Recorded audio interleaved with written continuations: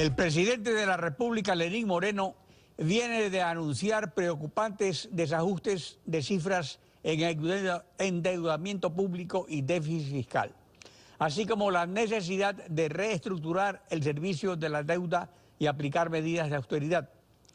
Más que la Proforma 2017, que se refiere a un ejercicio al que restan 4 meses, el plan cuatrianual es fundamental para ver qué le espera al país en el nuevo periodo presidencial. Pavel Muñoz, presidente de la Comisión del Régimen Económico y Tributario. Buenos días. Bienvenido a Contacto Directo. Alfredo, buenos días. Un gusto saludar con la ciudadanía y con usted. Igualmente. Según el artículo 120, numeral 12 de la Constitución, la Asamblea Nacional debe aprobar el presupuesto general del Estado en el que constará el límite del endeudamiento público y vigilar su ejecución. En el periodo que viene desde mayo en que asumieron funciones los nuevos asambleístas, el límite del endeudamiento establecido en el artículo 124 del Código de Planificación y Finanzas dice que en ningún caso puede sobrepasar el 40% del Producto Interno Bruto. La Comisión ha constatado que ha sido rebasado el límite por el gobierno, tal como dijo el presidente de la República. En lo absoluto, Alfredo. Además que para tener una idea completa no solamente habría que citar ese artículo, sino también el artículo 135, si no estoy mal, del reglamento a esa ley, donde plantea cómo se debe registrar la deuda pública. Y la deuda pública que se publica mensualmente en los informes de deuda del Banco Central siempre han tenido todos los indicadores. Tanto así que me gustaría mostrar, por ejemplo, esta infografía que le pertenece a la Asociación de Bancos Privados del Ecuador y su fecha es de mayo. Y fijémonos cómo la propia Asociación de Bancos Privados del Ecuador ya tenía una información bastante completa de la deuda consolidada en alrededor del 27,7% del Producto Interno Bruto, la deuda agregada del 41,6% del Producto Interno Bruto, el desagregado de cuánto de esa deuda consolidada es externa, de cuáles son los atrasos con proveedores, cuáles son los organismos con los que se tiene deuda, los bonos y una evolución histórica de la deuda. Así que, Alfredo, tanto así que el presidente de la República evidentemente ha hecho el envío como lo dispone la ley y lo dispone el reglamento. Reglamento que es hecho por el propio Ejecutivo y una ley aprobada en los últimos años. Esto es registrar la deuda como una deuda consolidada. Recomendación que la sigue incluso siguiendo el Manual de Finanzas Públicas del propio Fondo Monetario Internacional. Es decir, que según el criterio de la Comisión y la proforma presentada, el límite de la deuda no ha sido rebasado. No, no ha sido rebasado. Tanto así que no podríamos aprobar sino la proforma enviada por el presidente de la República, perdón. Y más que sea el criterio de la comisión, le recuerdo a la ciudadanía, el informe nos acaba de llegar apenas ayer. Claro, lo hemos podido revisar, ya tenemos algunos datos. Una economía que vuelve a ser de mayor a los 100.000 millones de dólares, tiene estimado un crecimiento de 7.17%, digamos, 0,7, perdón, de crecimiento del PIB para la economía, un déficit del 4.7%, es decir, algunos indicadores que nos hablan de una economía que viene, como lo habíamos venido sosteniendo, en una perspectiva de crecimiento. Tanto así que determinados sectores, sean analistas o sean de oposición, han dicho que esta proforma podría estar inflada en su expectativa de ingresos. Pero lo cierto es que, según datos del Servicio de Rentas Internas, el mes anterior recaudamos más de 1.000 millones de dólares y la estimación que tienen ellos en esta proforma de crecer en la recaudación un poquito más de los 14.000 millones de dólares es una estimación que se podría prever. De hecho, mi criterio personal, no el de la Comisión, es que el propio crecimiento que está fijado en el 0,7% del PIB, yo creo que podría ser un poco más alto, podríamos estar en 1,1% de crecimiento, dado que si tomamos el crecimiento del primer trimestre de este año, ya registró 2,4% de crecimiento de la economía. Así que me parece que, Alfredo, vamos a mirar qué es lo que tiene la proforma y emitir nuestro informe. Volviendo a la deuda, ayer los asambleístas de Alianza País decidieron o llamar al Contralor o enjuiciarlo políticamente al Contralor encargado Pablo Celi por haber dispuesto un examen especial a la legalidad, fuentes y usos de la deuda pública interna y externa, debido a que consideran que se ha excedido en sus funciones porque el paquete de reformas constitucionales de 2015 cercenó la auditoría de gestión de las competencias de Contraloría. La Constitución en su artículo 289 además dispone que el Estado promoverá las instancias para que el Poder Ciudadano vigile y audite el endeudamiento público. La Asamblea promoverá esa auditoría del Poder Ciudadano al endeudamiento público o quedará deuda sin auditoría si es que al Contralor no se le permite hacer esa auditoría. En deuda pública hay que tener muchísimo cuidado, Alfredo, no solamente por lo que se diga dentro del país, sino cómo eso es repercutido fuera del país. Lo que ha preocupado ayer a los asambleístas son dos cosas. Número uno, que se hable de una deuda, de una auditoría a la deuda cuando esa auditoría ha sido ya hecha. Me parece que está auditado hasta el año 2015.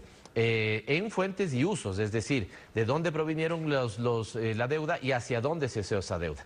La segunda cosa que preocupó, entonces, ¿esta por qué preocupa? Porque de alguna otra manera usted es conocedor de leyes, Alfredo, y se dice que no debería auditarse dos veces un mismo proceso.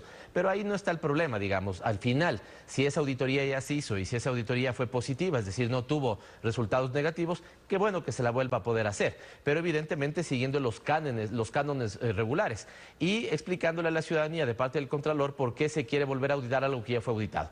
La segunda cosa que preocupó es que se hable de una auditoría de gestión.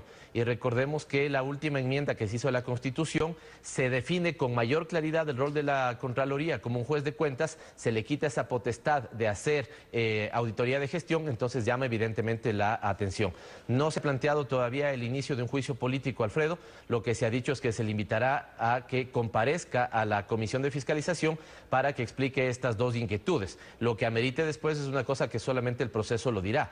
Entonces el asunto es que lo que él pretende auditar del 2012 al 2015 ya está auditado. Lo que podría auditar sería del 2015 al 2017 sin la gestión. Esa es la posición. Efectivamente. Ya. Efectivamente, porque lo que ha sido auditado ya no merita ser auditado. De parte de nosotros, además, toda la colaboración para que esa auditoría se pueda hacer. Pero insistiendo también, Alfredo, con cuidado dar el mensaje equivocado hacia afuera. Y esto es una cosa que debe cuidar el gobierno, debe cuidar la Asamblea Nacional y debe cuidar el propio Contralor. ¿Por qué? Porque usted y yo nos podemos entender y la gente que nos entiende, nos entiende. Solamente este tema, Alfredo, porque usted y yo nos podemos entender.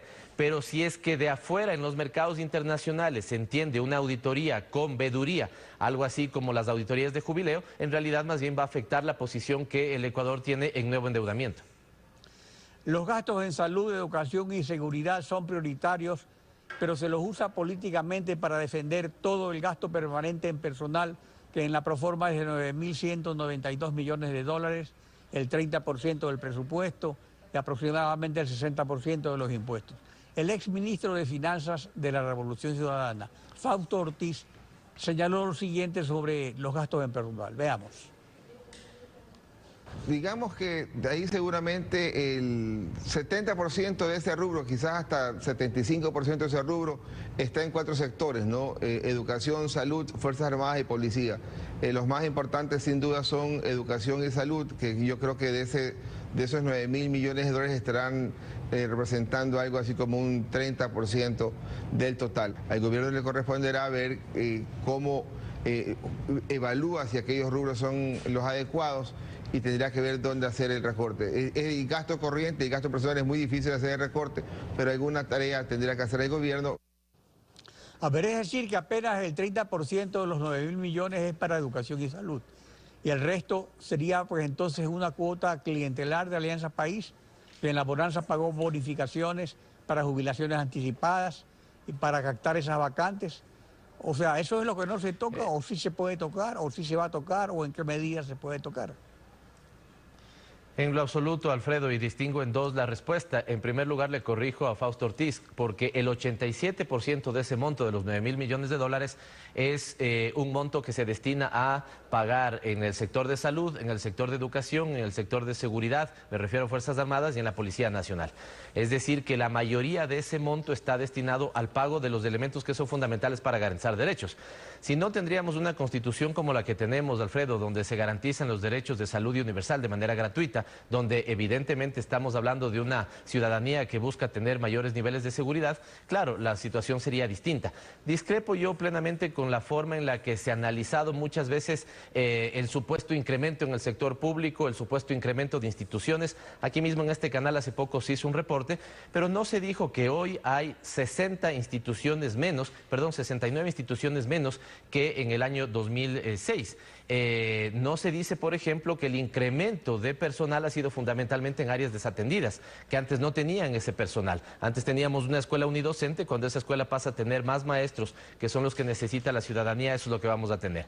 Y finalmente ahora, digo que lo importante y lo que nosotros debemos hacer por mandato legal es verificar que se cumpla lo que está previsto en la ley. Por ejemplo, que no se supere el endeudamiento, que se cumpla la regla fiscal de que los ingresos permanentes financian gastos permanentes, que se asignen, que se den las asignaciones constitucionales para salud, educación, gobiernos autónomos y educación superior, ciencia y tecnología.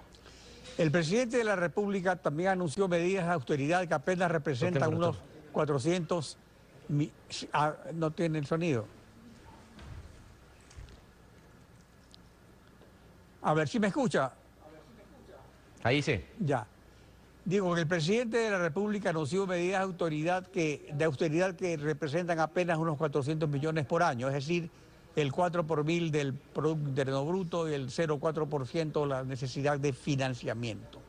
Esa austeridad se compadece con la crisis, o sea, ¿no hay más austeridad que esa o es necesario profundizar en la austeridad? ¿Cuáles otros rubros podrían ser objeto de austeridad? Alfredo, yo soy partidario de otro enfoque respecto a cómo mirar la economía en este momento. Lo que usted tiene en este momento es una economía de 100.000 millones de dólares, con un presupuesto un poquito más allá de los 36.000 millones de dólares y con un déficit del 4,7%.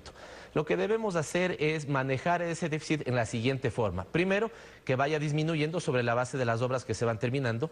Segundo, que se pueda dar un reperfilamiento de la deuda. Esto significa conseguir una deuda con más tiempo, ¿no es cierto?, y a menor costo. Eso es lo que deberíamos hacer.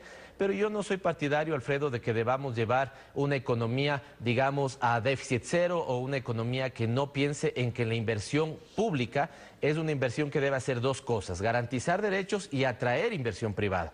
Lo importante, como está previsto en la Constitución, es que haya armonía entre estos tres pilares de la economía: la privada, la pública y la popular y solidaria. Así que las medidas de austeridad siempre son un gesto político, más que su efectividad económica, siempre son un gesto político. Recordemos que el gobierno anterior hizo una disminución de 6 puntos del PIB, un poco más, de cerca de 6.500 millones de dólares. Recordemos que desde el año 2012 los salarios no suben en el sector público. Recordemos que al menos hubo 3 disminuciones de salarios al jerárquico superior. Así que esas son medidas que me parece van en la línea de lo que ya se había hecho y siempre son gestos importantes. Gracias, Pavel, por acompañarnos en Contacto Directo.